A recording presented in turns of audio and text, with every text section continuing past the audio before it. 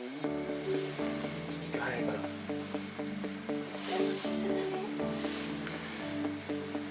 行ってきます。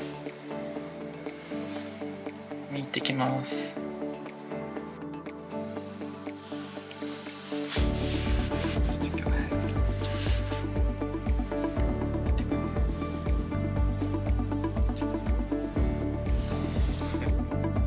今回の目的地は帯広です。1泊2日で帯広周辺のグルメや絶景、野生動物を探す一人旅をしてこようと思います。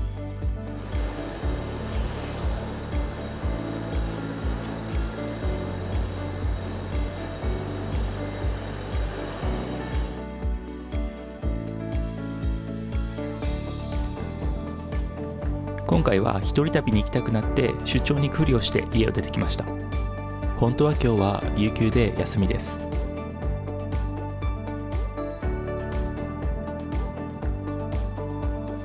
一人で旅に出てくるっていうと一緒に行きたくないとも取れるので、急遽激務の出張ということにしました。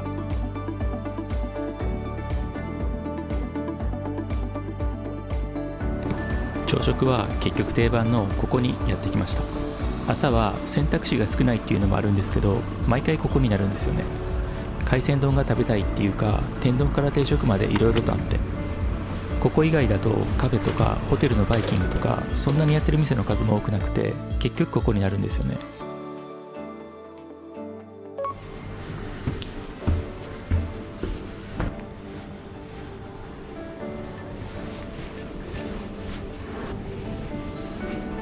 これがメニューの一部で、海鮮丼ごとの載ってるネタが書かれてます。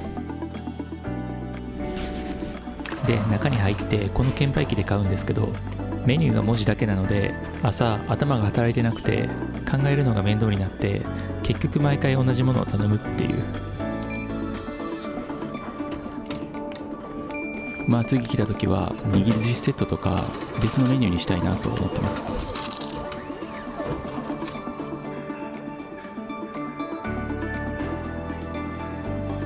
朝一で300キロ以上走ってきた分美味しそうに見えますよね。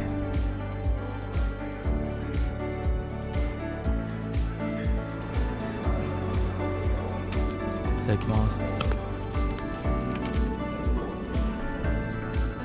朝から海鮮はなんかすごい贅沢してる気分になる。これはハマチかな。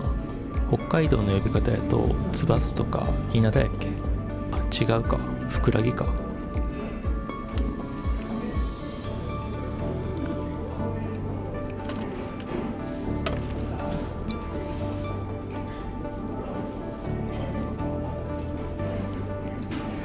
この日は汁物の日じゃなかったので普通の味噌汁でした。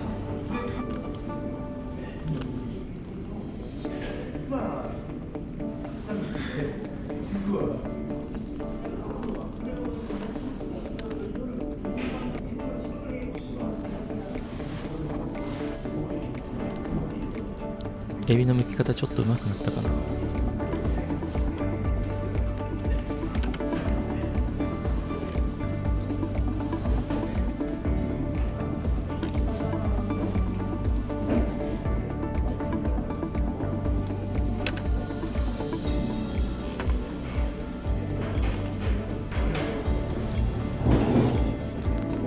結構重量感のあるホタテ。ホタテ自体の甘みが結構強いので、醤油を多めにつけるとちょうどバランスが良くなる気がします。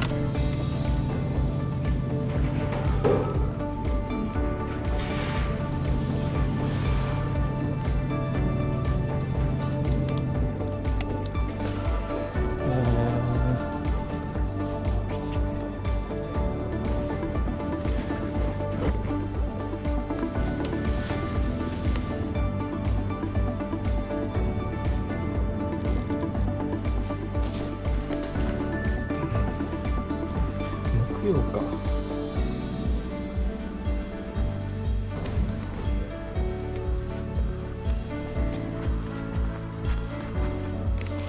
この車の白い汚れ全部融雪剤の跡なんですよね。ちょっとまだ時間が早くて空いてる店が少ないので初詣に行こうと思います。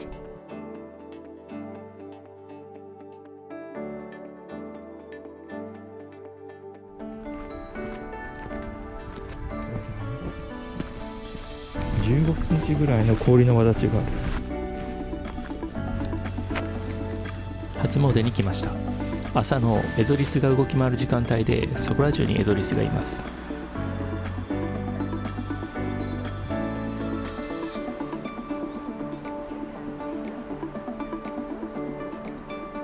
尻尾がすごいですね。なんかファーってなって。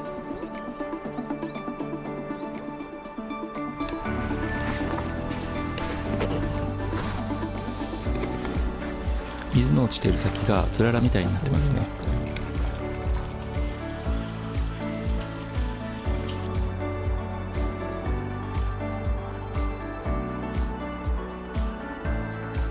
こっちの存在に気づいて固まってる。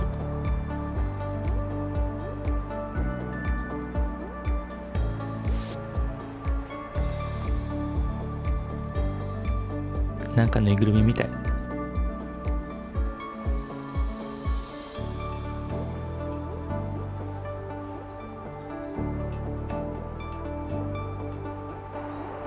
他にもいろんな鳥がいましたね。ちょっと名前は忘れてしまったんですけど、もし詳しい方いたら教えてください。何してんの？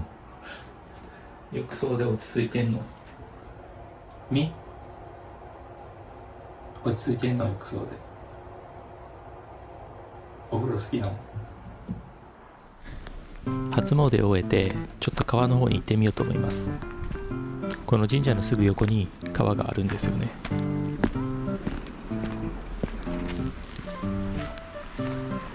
でっかいな。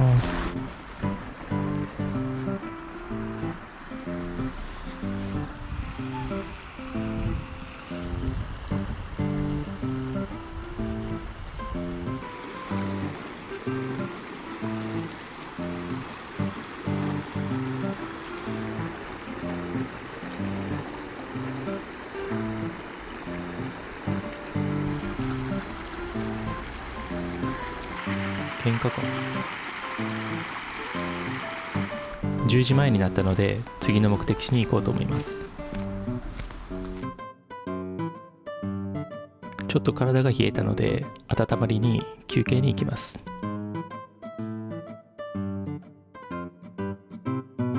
ここは帯広の好きなケーキ屋さんの一つで定期的に来てます。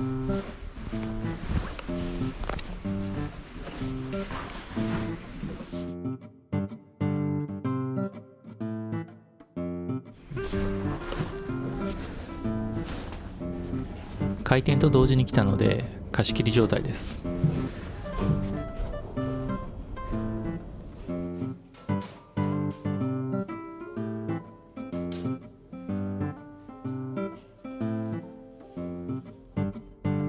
硬っ。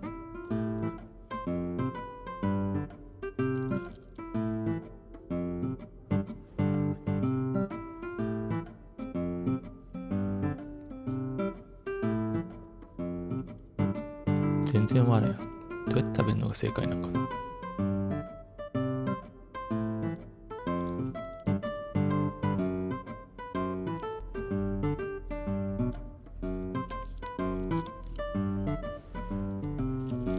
もし食べ方に詳しい方いたら正しい食べ方教えてください。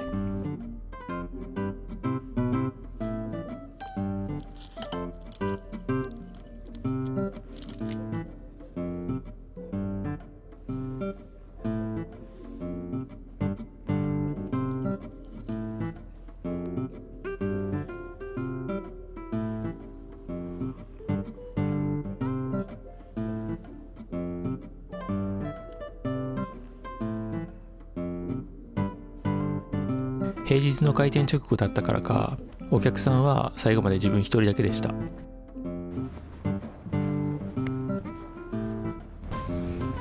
の抹茶のやつ前までなかった気がする。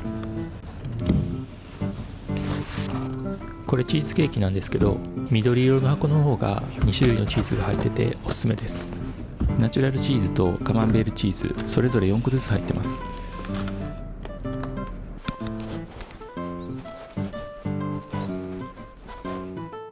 ぬかびら湖に湖の上の氷の様子をドライブがてら見に行ってみようと思います。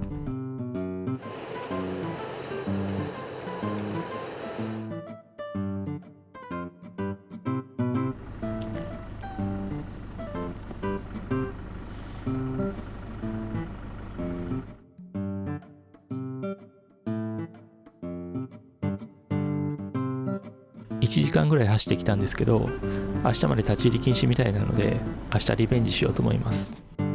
お昼の時間が近くなってきたので昼食を食べに道の駅に行こうと思います。落ち着かないのやめろって手いらんって。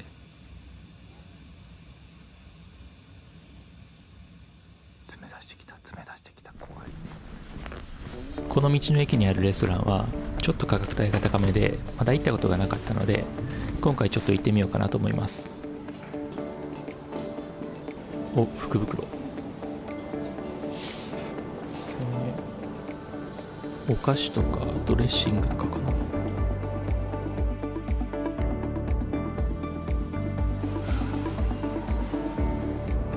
で、一番奥に目的のレストランがありました。道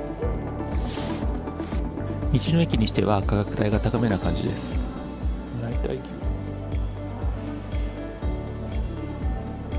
この鉄板ビーフシチューっていうのが気になるのでこれにしてみようと思います。セットメニューなのでスープとかサラダとかパンもついてて、パンはライスとどちらか選ぶことができました。価格帯が高めだからか自分以外はちょっとお金持ちそうなマダムだけでしたね、お客さんは。まあ平日っていうのもあるかもしれないですけどね。ちなみにマダムはもっと高そうなもの食べてましたね。で、このスープコーンの甘みがすごい出てて美味しかったです。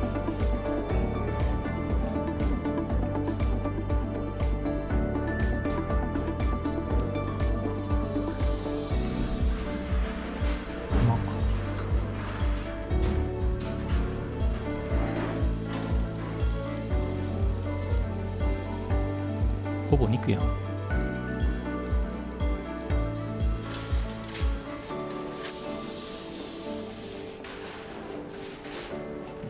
肉大きめで具がめっちゃ多い。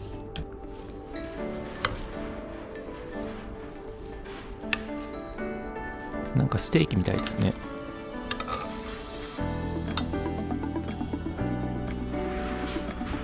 味はめっちゃ凝縮されたビーフシチューって感じの味。結構濃いめな感じ。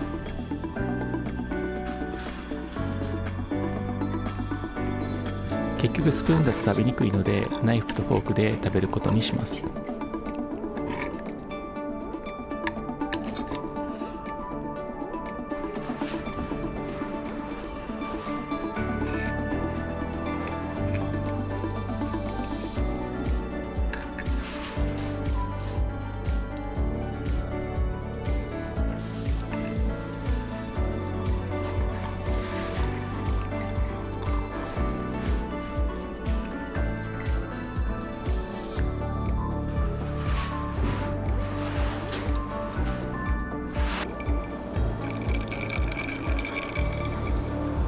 結構満足度の高い食事でした。こ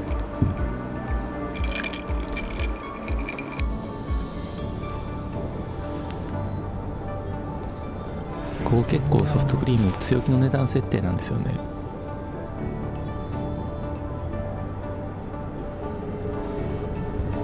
ミルク味以外は食べたことがあるので今回はこのプレミアムミルクにしたいと思います。450円した。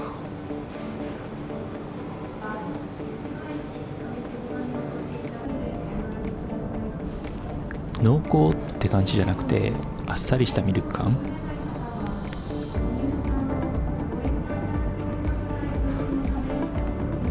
これで全種類食べたことになるんですけど、ほうじ茶ミックスが一番バランス感がいいかなっていうような感じです。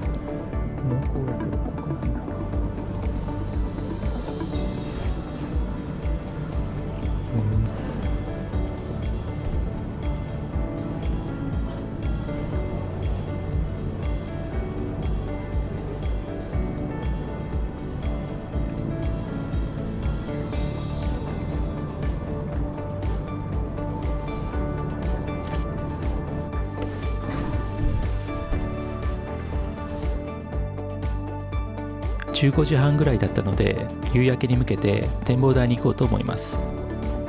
冬の北海道の日の入りの時間ってめっちゃ早いんですよね。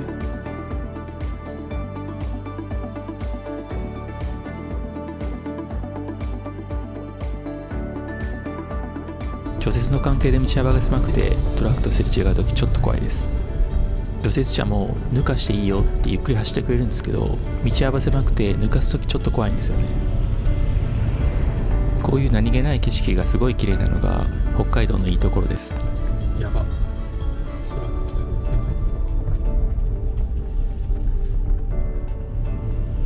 裏道で早く行こうとしたんですけど、冬除雪されてない道があってちょっと迷ってしまって日の入りギリギリになりそうです。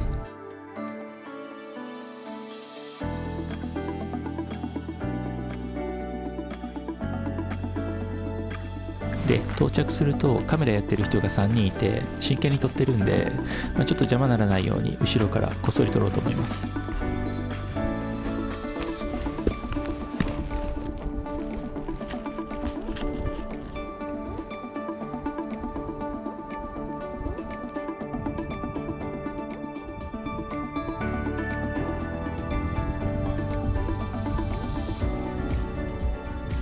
あの丘の上に立ってるちょっと赤っぽい建物が今日泊まるホテルです。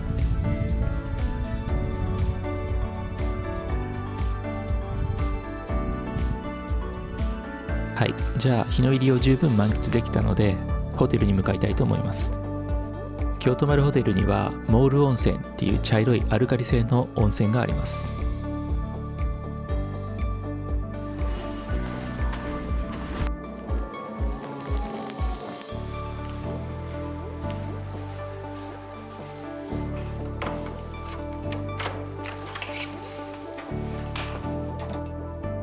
いや、異様に広いな。お風呂なしのプランの訳ありプランで安かったんでここに泊まったんですけど、なんか訳ありって書かれてこんだけ広いとなんか怖くなりますよね。別に何もなかったんですけどね。結論は古めですけど広くていい部屋でした。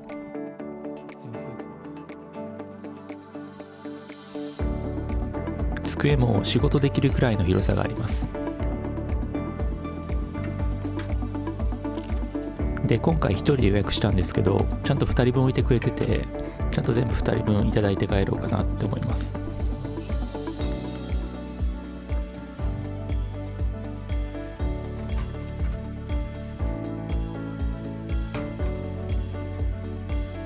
ちょっと古めの旅館で見かけるような大きめの冷蔵庫ですね。電泊の人にはこのぐらいのサイズがいいかもしれないですね。たまにこの中がすごい嫌な匂いするホテルがあるんですけど、ここはそんなことはなくて無臭でした。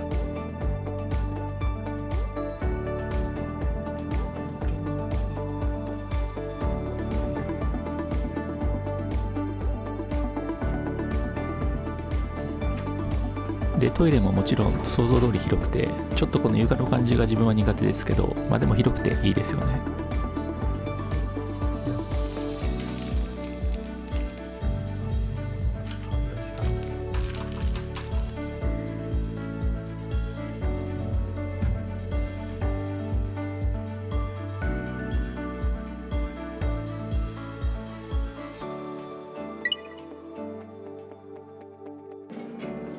で7時45分ぐらいに遅めに行ったんですけど、もう料理を取り終えて席でゆっくり食べてる人が多くて、比較的空いた中ゆったりと食事をとることができてよかったです。でこの日のお客さんを見てると日本人よりも韓国とか台湾の人が多かった気がします。なんか団体客みたいな感じの。今回このホテルの宿泊費が2食付きで9500円ぐらいだったんですけど、それでこの内容だと相当コスパいいなっていうふうに思いますね。種類もそれなりに多くて、この肉のやつとかすごい柔らかくて美味しかったですよ。ローストビーフ結構厚めに切られてて、なんか売ってるものの倍以上の厚みはあった気がしますね。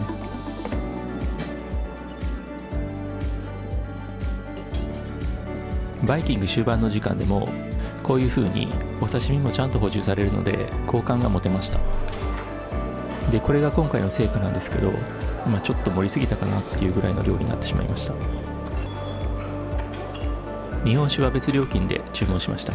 多分アルコールの飲み放題のプランもあったと思います。座席は料理周辺とこの広い空間があるんですけど、ここの端っこでゆっくり食べてたら最後気づいたら誰もいなくなってました。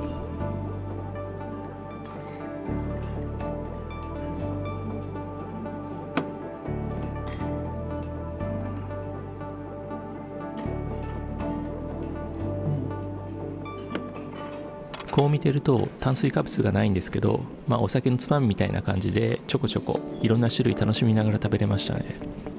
料理の種類が多いとそういうとこが楽しいですよね。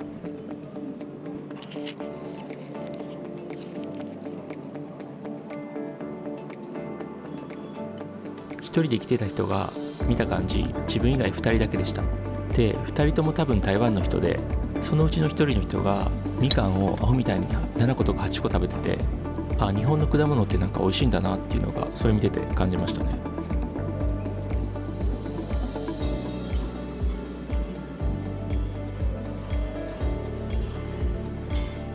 2、3年前はこのホテルで日本酒飲み比べセットみたいなプランがあって、で来た時は頼んでたんですけど、今回それがなくなってしまってたのでちょっと残念でしたね。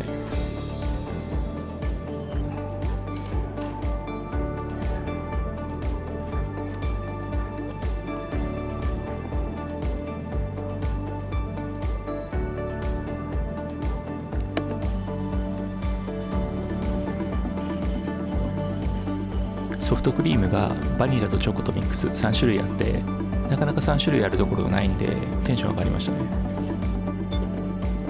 結局3種類あったところでバニラにするんですけどね。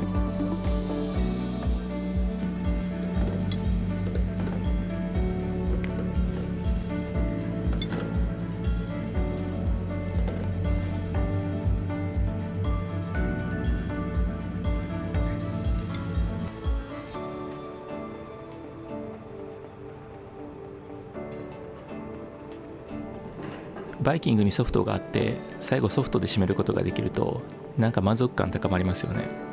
やりきったなっていうか、なんか楽しんだなっていう感じで。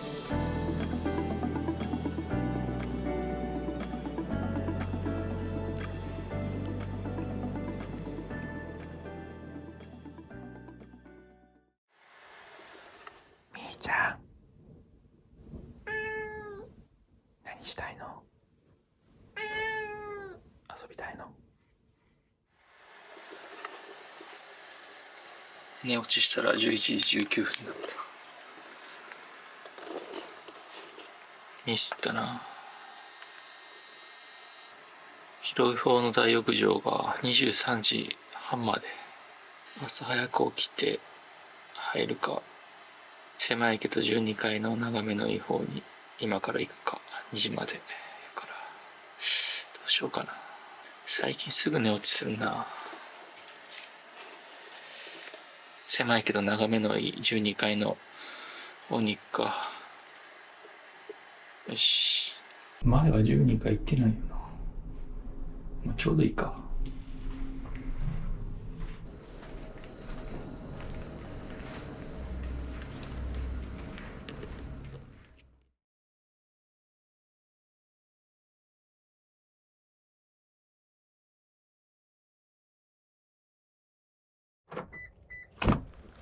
おはようございます。朝の6時20分です。マイナス12度か。十勝にしちゃそんな寒くないな。寒いけどな。苫小牧から来たら。ここら辺ね。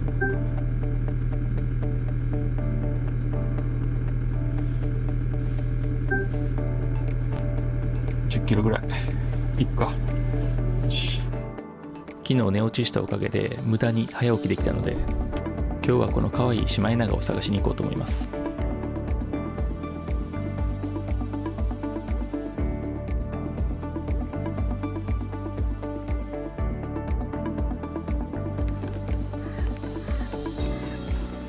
今回アウトドアで使う防寒着を家に忘れてしまって、普段着なので1時間ぐらいがタイムリミットです。全然見えない。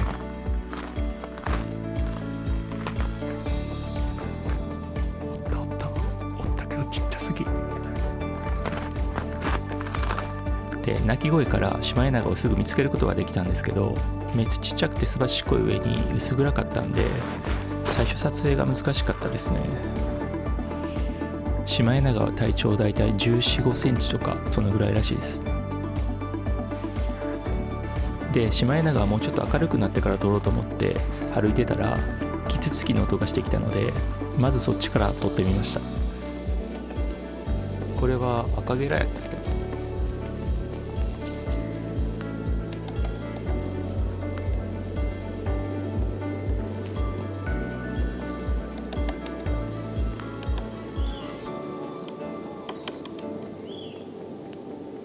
普通のそこら辺にある公園でこういうの見れるのってすごいですよね。で明るくなってきたのでシマエナガを追いかけながら撮影してみました。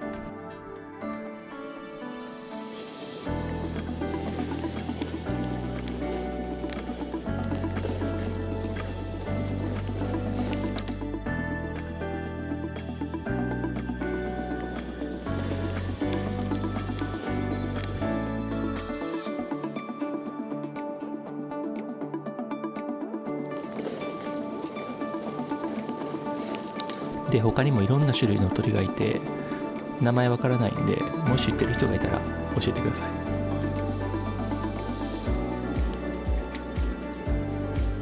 本当はもっと撮りたかったんですけど、ちょっと寒さ的に限界になってきたので今日はこれで帰ろうと思います。ちょっと今回もっと望遠のレンズが欲しくなりましたね。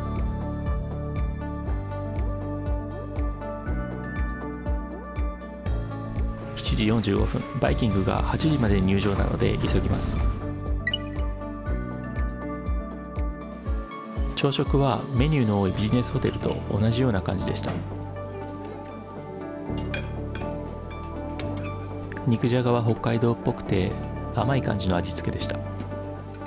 煮物とか茶碗蒸しって北海道甘めの味付けなんですよね。特に茶碗蒸しは入ってる具自体も違うので旅行に来た時に試してみてください。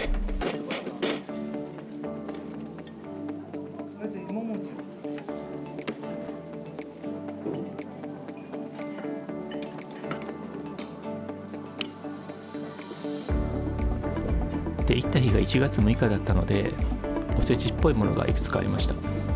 数の子好きなんで結構嬉しかったです。で朝もソフトクリームがあったんですけど、さすがに体冷えて寒いんでヨーグルトで我慢しておきました。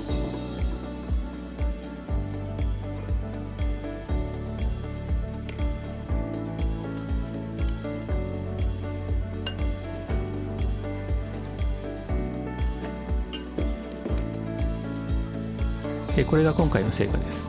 いつもよりは少ない気がしますね。寒くてあんまり食欲出なかったんですよね。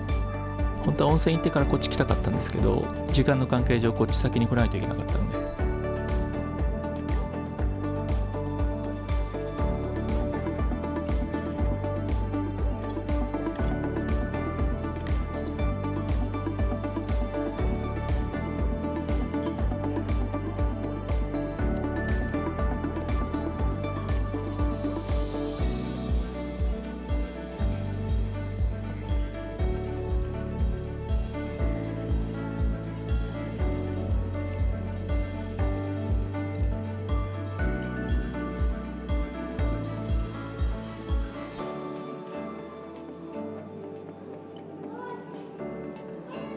昨日寝落ちしたおかげで充実した朝の時間の使い方ができたなと思いつつ、まあでもこの時めちゃめちゃ体が寒くてもっとあったかいものいっぱい取ればよかったなと思いながら最後の冷たいヨーグルトをいただいたっていう。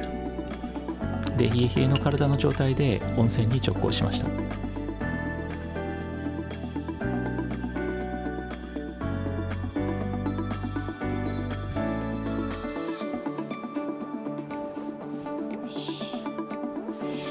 温泉入ってから仮眠取ったんですけど、起きるとチェックアウトギリギリの時間になっていて、でちょっと焦って走ってます。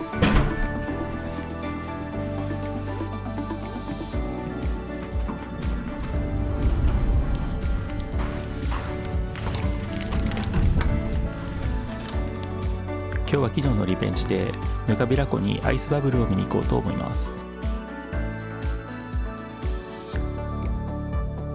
アイスバブル動画は昔出したことがあるので、よかったら見てみてください。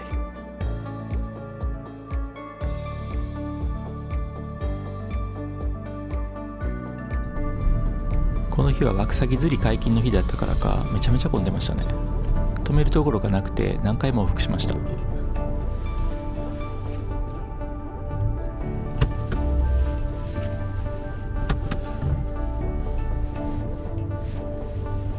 狭っ。ちょっと前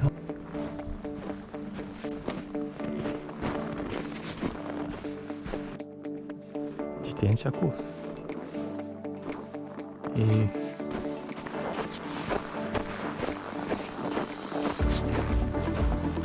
で、氷が一面雪で覆われてしまっているので、アイスバブル見るのはちょっと難しいような状況でした。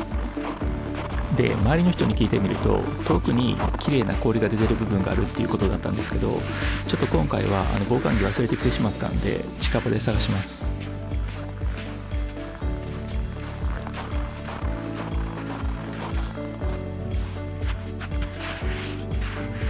来年はちゃんと防寒着と氷を磨く何か持っていきたいと思います。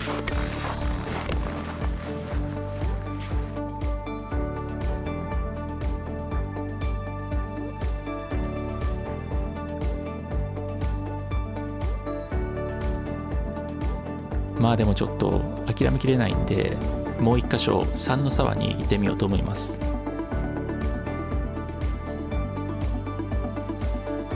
こっちは結構急な斜面があるんでスパイクを持っていきます。まあ多分使わなくて大丈夫なんですけど、念のために。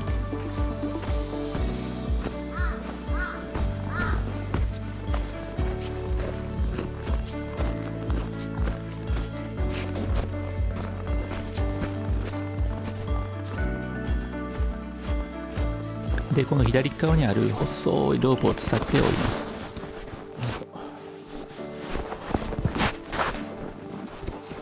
こける未来が見える。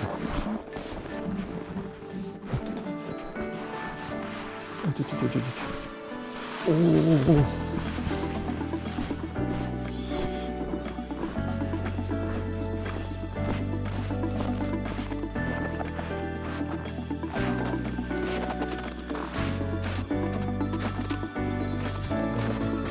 この一番降りにくそうな氷の場所から降りた跡がありますね。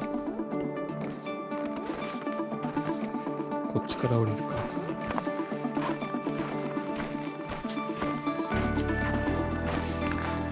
よし、滑り降りる戦法で。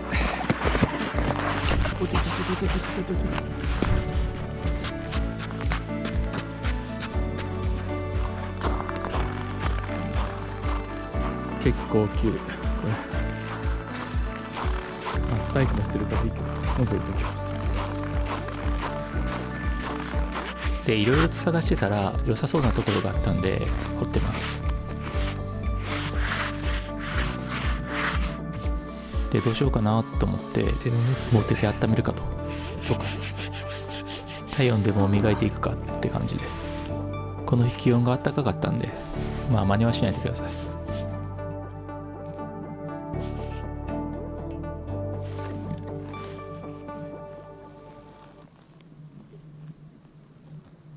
この後氷のきしむ音がするので、ちょっと聞いてみてください。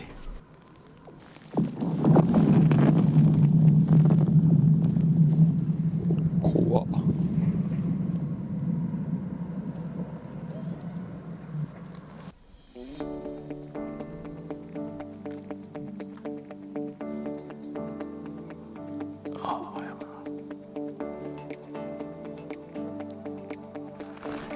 この端っこの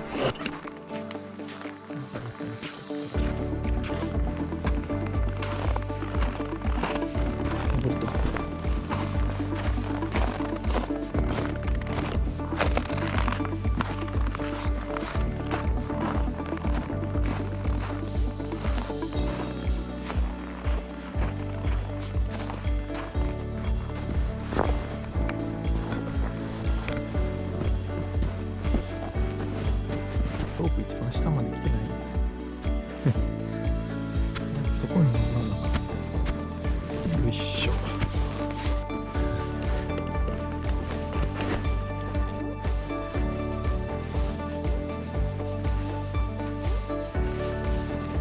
や、下まで来とかなあかんけど、さっきの人たちが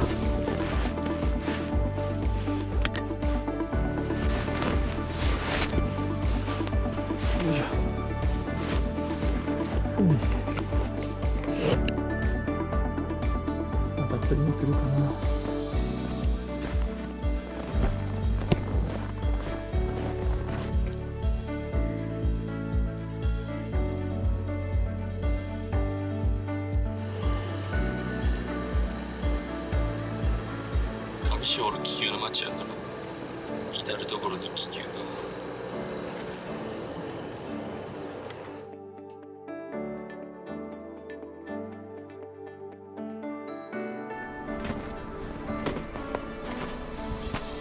リマンパノラマパークって読むみたいです。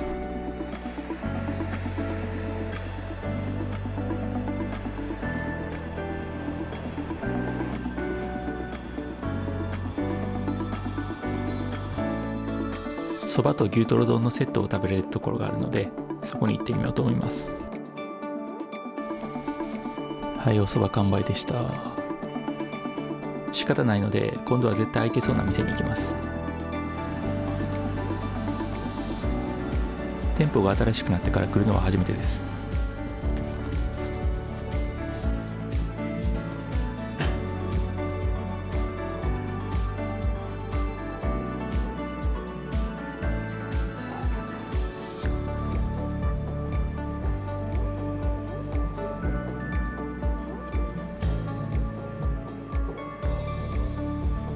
ここはメニューが多いからいつも迷うんですよね。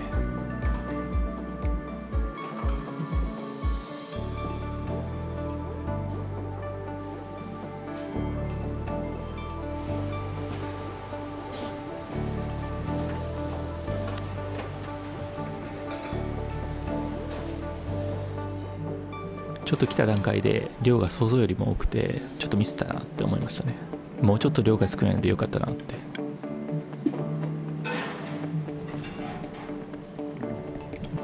まず左側にあるチキンカツ、これだけで結構量があります。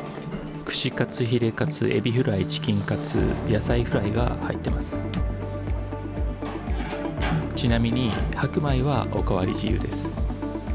でソースは2種類あって、どれをどれにつけるっていう説明を最初してくれたんですけど、ちょっと忘れてしまって好きなようにつけて食べてます。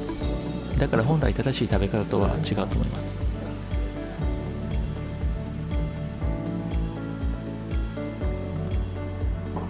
でこの店のソースは基本この右側のオレンジ色っぽいソースが出てくることが多いので、だから左側のソースは野菜フライとかをつけて食べろって言ってたような気がしますけど、ちょっと覚えてないですね。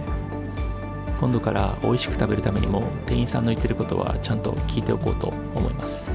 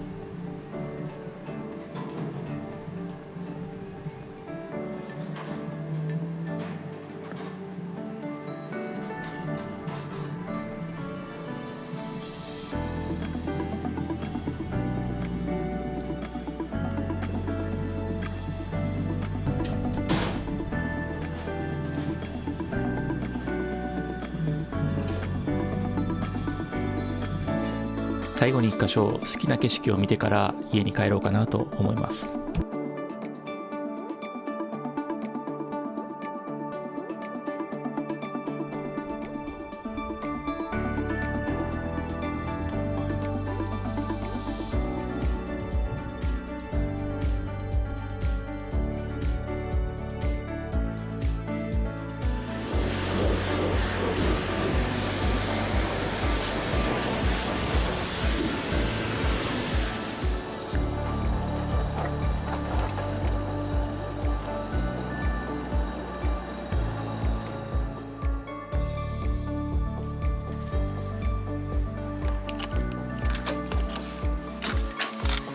ただいまいい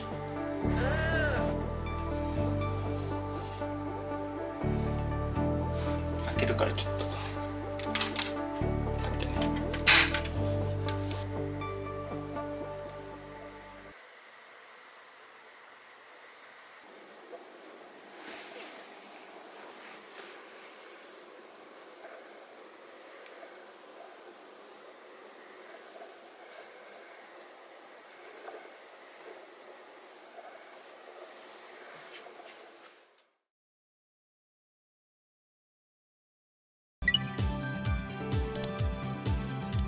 ご視聴ありがとうございます。また次の動画でお会いしましょう。